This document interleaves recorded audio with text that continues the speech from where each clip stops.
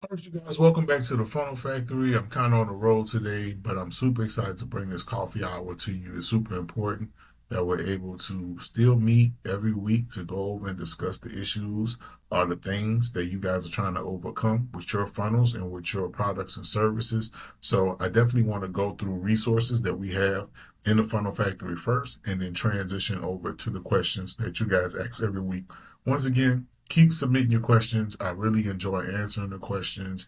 If you need anything free, feel free to DM me in the community or message me on social media. So let's get started. Okay, you guys. So today we're going to be going over the ads graphic collection that's in the Funnel Factory.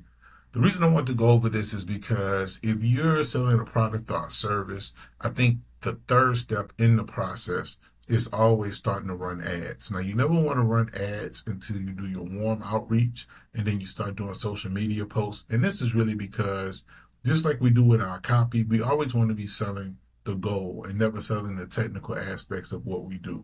The way you know how to sell the goal is actually understanding and getting feedback from your potential clients and the clients that you have, whether it be with the products that you've served them or actually sold them or the services you've offered them. So, third step in lead generation is always running ads.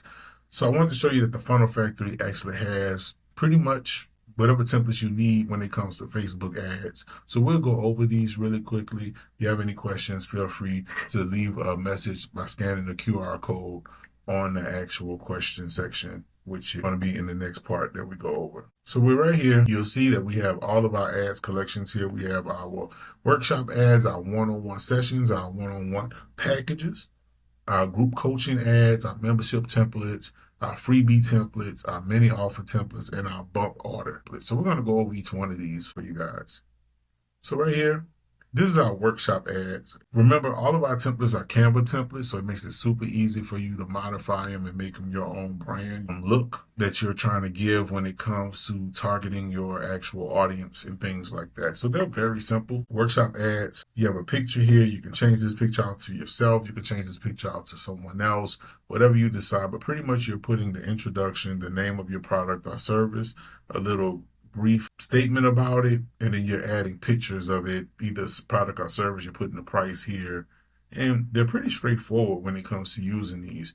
You can this one here, you can change the name in the back to whatever you're offering, change the picture, change the name. They're all fairly straightforward. Same thing here, adding the picture of your product or services or program or digital product, and just putting the name here. I always like to make sure that I am, just like I do in my sales copy on my landing pages, I always sell the goal on my ads. Like get grass cut in 5 minutes or less. Like just really telling people what you're offering them.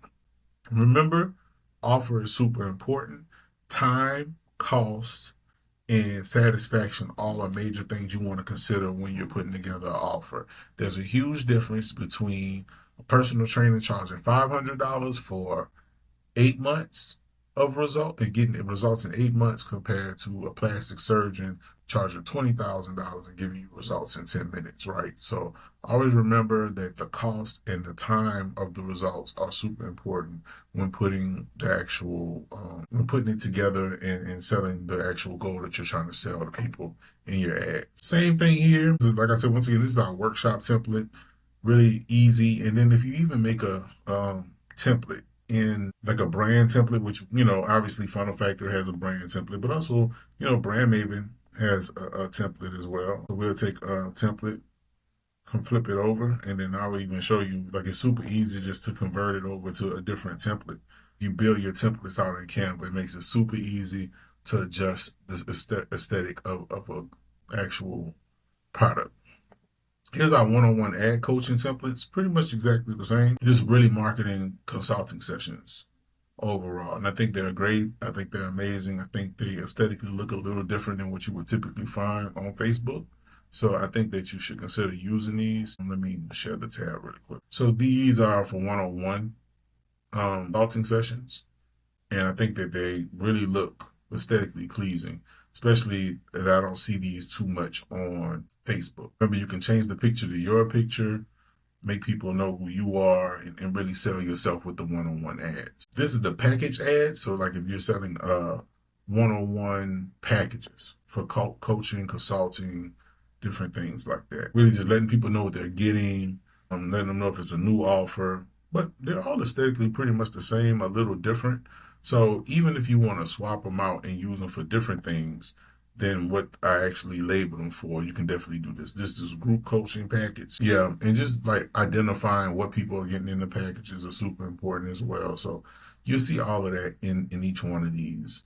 So definitely explore this area, explore this section of the Funnel Factory. We have all the templates you would ever need when it comes to running Facebook ads. And I think ultimately, if you look at that, you will be able to identify your target audience, use the copy strategy that we have in the Funnel Factory to write the copy for the graphic ads, and you'll be off to the races. So let's go to our actual question section, and I'll get there. And we'll answer, because this was so quick today, we'll actually answer maybe like 6 or 7 questions today. So we'll get through those. And I'm excited to have more time to actually answer your questions. So here we go. We'll start off with the first question. I'm having trouble keeping my customers engaged. What are some effective strategies for using email marketing to boost engagement for my small business? So I think it's really important to understand where you're actually getting these customers from. So an example would be, did you meet them out and about when you doing casual things, such as shopping at the store or just at church or something like that? Or did you find these people on social media? Or did you find these people through mutual friends? Because I think all of that plays a major part in regards to how you engage them and what information they need to eventually stay attached to your small business. Also, it's important to understand, have you already sold them and you're trying to make them recurring revenue, or you're starting to get to the point where you can sell them on a product? So I will answer this question from 2 standpoints. I will answer this question from a standpoint of where you found them at, and then if you sold to them or not. So when it comes to email marketing, you have to collect information. You have to get them into the funnel. So the first thing I would do is make sure that they're signing up. You have an automation to get them in the funnel. The next thing is to remember that you want to give value in these emails, and you want to give value from the perspective of the issues they may be having. So tension statements always play a major part in this, making sure that you understand the stressors that your potential clients or potential customers have and why your product or service is the best solution for them. So remembering, an example is grass cutting. I'm having trouble finding someone cutting my grass. The person who cuts my grass currently has my grass uneven. The person that currently cuts my grass now typically leaves my grass with dead spots, such as yellow spots in my grass. These are all major issues that someone who's looking for someone to cut their grass may have. So in your emails, you want to always make sure that you're giving solutions to these problems to make yourself look like the thought leader, and making people know that, hey, you can solve their problems. Really being able to engage and interact with your clients to collect as much information as possible, then making sure in your emails that you're giving them the answers to those questions and showing you're the professional will ultimately get them to continue being engaged with your content and ultimately become a buyer of your product. So I hope that answers your question. The next question we have is, how can I utilize LinkedIn to attract more B2B clients for my consultancy? So LinkedIn is a very interesting platform. I think that a lot of people who are in LinkedIn are trying to also sell product or sell services. So it really depends on who you're looking at targeting.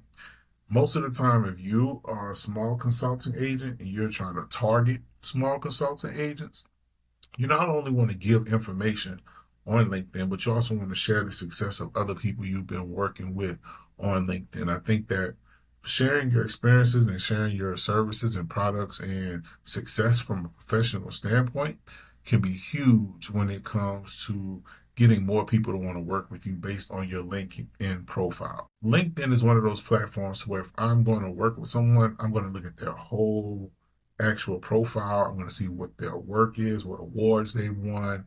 All those things play a major part in regards to me deciding if I'm going to hire somebody to do some services with me or not. So always keep that in mind. Should I start a podcast to build brand?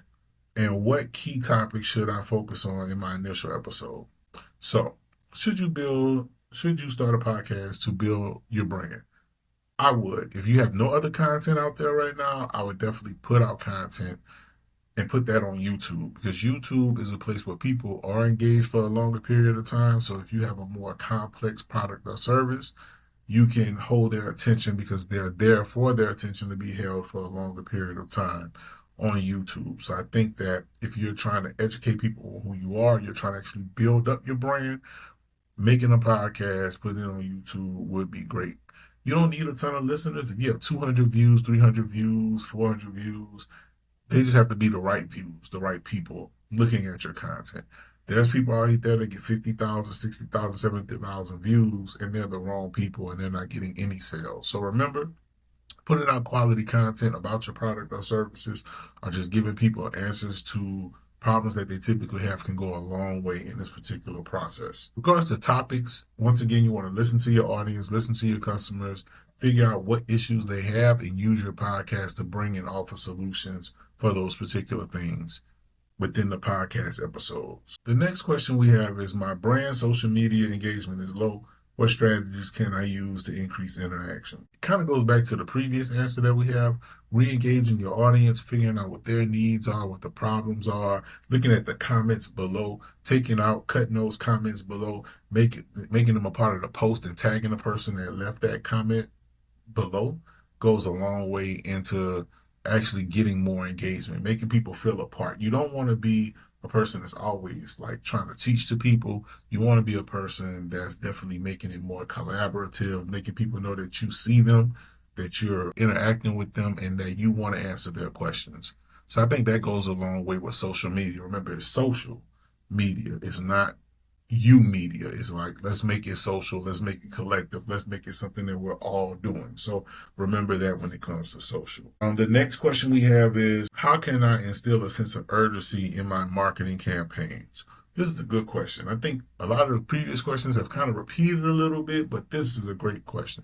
So FOMO is obviously a thing that we want people to have a sense of urgency when it comes to buying our product or services. I think it's from what perspective that you're selling. If you actually have an urgent product, something that they need to get right now. So I think product plays a major part in regards to how you institute FOMO in your products or services. If it's a limited time offer, if it's a reservation reserving a certain amount of spots, it's important as well. So example, I go back to grass cutting. If I'm cutting grass, how I'm going to put FOMO in there is, I'm going to say, hey, I only got 10 slots left this week for grass cutting. If you need your grass cut, feel free to reach out. I'll have a couple spots left. If you've shown quality work and people have watched that work up until that point, and they know they need their grass cut and they want you to do it, that will give them a sense of urgency to book those particular slots as soon as possible. How can I use storytelling to make my brand more relatable to my customers?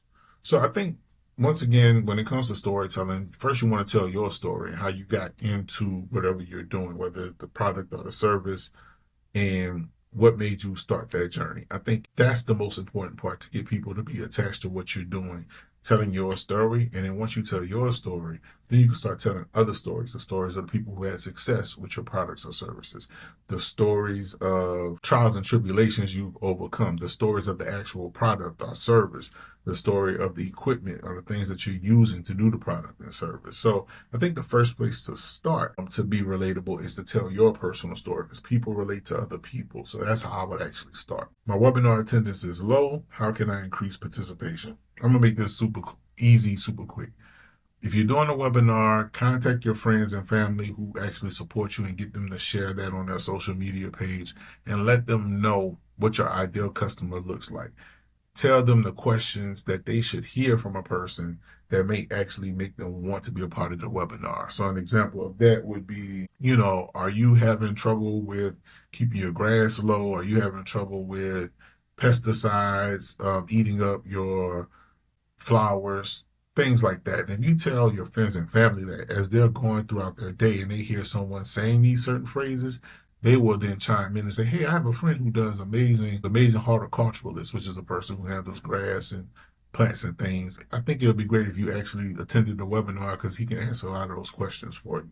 So that's kind of my strategy. I would just start bringing more people in to push out the information about your webinar. What are creative ways to use QR codes in my marketing strategy? Clients, I'm really big on understanding that people are not going to keep my card, but if I'm able to make a QR code become a contact in their phone, I use a QR code to have them be able to immediately send me an email. I have a QR code to immediately be able to send them a text message. That really goes really big into not only getting contact information, but starting interaction as soon as possible. That would be the most creative way I would use a QR code.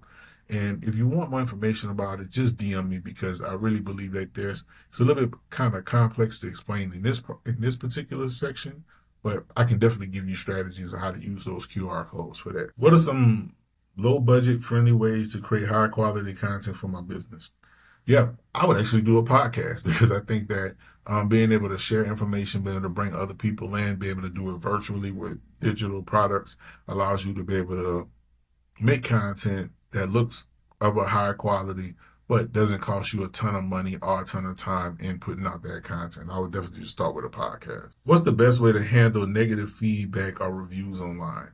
This is an amazing question. So I always feel like we are so fearful of rejection that we can't handle negative reviews. I'm very big on glass half full mindset. So when I see a negative review on an ad or a negative review on a post that I have, I reply to that in the most positive way I can. If someone's saying, "Oh, your product sucks," "I don't like the way this looks," I come back and I say, "Hey, well, tell me more about your thoughts about this. Like, what aspects of it are that you don't like?" And this helps you figure out if this is someone just trolling or this is someone who actually knows what they're talking about. Because ironically, if you're running an ad, the more comments that's underneath the ad, the more Facebook is actually going to push out that ad. So me, I like to spark conversation and positive and negative feedback on content that I'm putting out there, or reviews online, or even when it comes to Google reviews. I like to make sure that I'm sparking conversation. That way, if other people see the negative review and there's more conversation behind it,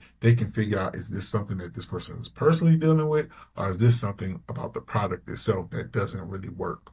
So I would definitely just engage it. Don't run away from it. Go towards it and engage it, so that way you can learn more, the potential customer can learn more, and the person who wrote the bad review can learn more. So that's just my thoughts. Okay, y'all. Well, that's coffee hour for today. If y'all have any questions, feel free to reach out. I would love to hear from y'all.